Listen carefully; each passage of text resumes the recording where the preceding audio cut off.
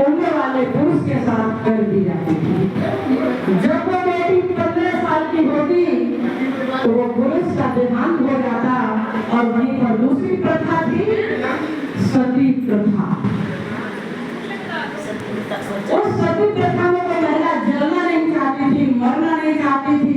आज हमें सबको पता है, आज कहीं एक चिंगारी भी कर गिर जाती है, कल ये देखिए मेरा हाथ थोड़ा सा ऊपर छू गया तो आज तक मुझे दर्द हो रहा है।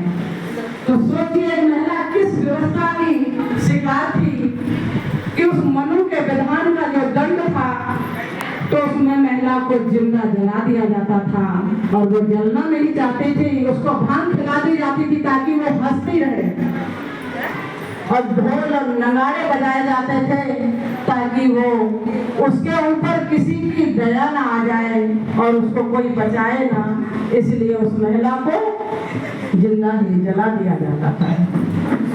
क्यों? क्योंकि उस टाइम बाबा साहब का संविधान नहीं था। क्या आज ऐसा कर सकता है कोई? ना कोई महिला जलना चाहेगी, ना मरना चाहेगी, ना ही उसको कोई जलने देगा। देखने वाले भी उसके साथ ऐसा काम नहीं होने देंगे। तो उसी पर है, पति के संग जलाई जाती कि पति के संग जलाई जाती, चीखी पुकार सुनाई नहीं आती, चीखी पुकार सुनाई नहीं आती कि तेरी बाबा बचाए गए जान, उलझ रही देवी देवों में, तुम्हारी बाबा बचाए गए जान, उलझ रही देवी देवों में, उलझ रही देवी देवों में, उलझ रही देवी देवों में, मेरी बहना गई भीम को भूल, उलझ रही देवी देवों में, कि बहना गई भीम को भूल, उलझ रही देवी देवों में। दूसरी व्यवस्था हमारी जो दादी परदादी थी वो बताया करती थी कि पुरुष ऐसे कहते थे, अरे ये तो पुरानी हो गई, इसको बदल कर दूसरी ले आओ। इस तरीके की व्यवस्था थी। महिला को क्या माना जाता था? एक पैर की जूती की तरह बदल दिया जाता था, कपड़ों की तरह बदल दिया जाता था, क्योंकि बाबा साहब का संविधान नहीं था। और वो सभी थे जिनमें आज हमारी बहना लगी हुई हैं। 33 करोड़ थे, भाग भी था, भगवान भी था, और जितने भी आज चल रहे हैं जो समाज में वो सभी थे, लेकिन किसी ने महिलाओं की सहायता नहीं की। तो क्या कहा है कि पैर की जूती मानी जाती, पैर की जूती मानी जाती, तुम तो रोज सताई जाती, तुम तो रोज सताई जाती, तुम्हारी बाबा बचाए गए लाज, तुम्हारी बाबा बचाए गए लाज, उलझ रही देवी देवों में, कि पगली गई भीम को भूल, उलझ रही देवी देवों में।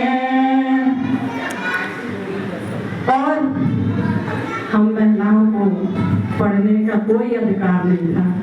सभी को पता होगा कि तुम तो बेटी हो, तुम्हें तो चूल्हा ही चौका करना है, वहां जाकर भी चूल्हा चौका करना है, पढ़ के क्या करोगी? बेटा पढ़ेगा, तुम्हारे ऊपर पैसा कहाँ से खर्च करेंगे?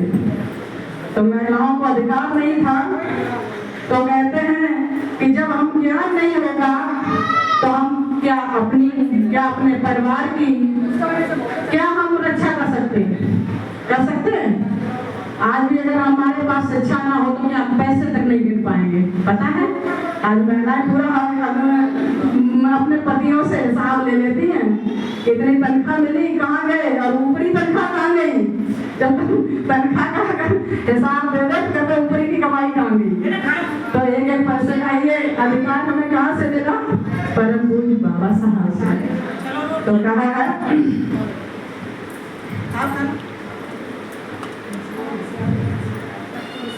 कि तेरा कोई मान नहीं था, तेरा कोई मान नहीं था, तुमको कोई ज्ञान नहीं था, तुमको कोई ज्ञान नहीं था, तुमको थी खुद की पहचान। खुद की पहचान किससे मिली है?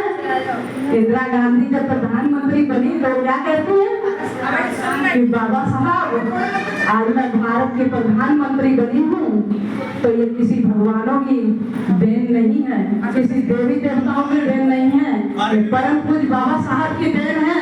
अगर उन्होंने महिलाओं को पढ़ने का अधिकार न दिया होता तो आज मैं इस गद्दी पे नहीं बैठी होती।